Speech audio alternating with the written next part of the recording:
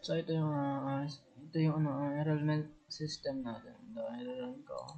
Then mag-import ka ng mga yung student information is mag-import ka muna ng mga student data. So which is mag-import na ako ng student data. Then middle name A.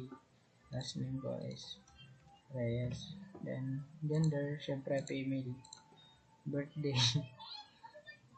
So year 2003. And then month is 12 10 30. And then polling number 69. Contact number 09222222. Address mapalit. Program B na lang. So then add. Then successful din ako mo para mayroong students. Then click mo lang ito. Then open mo yung access mo. Hanapin mo yung enrollment system. Then student. Ayan, lalabas na mga data na in-input mo.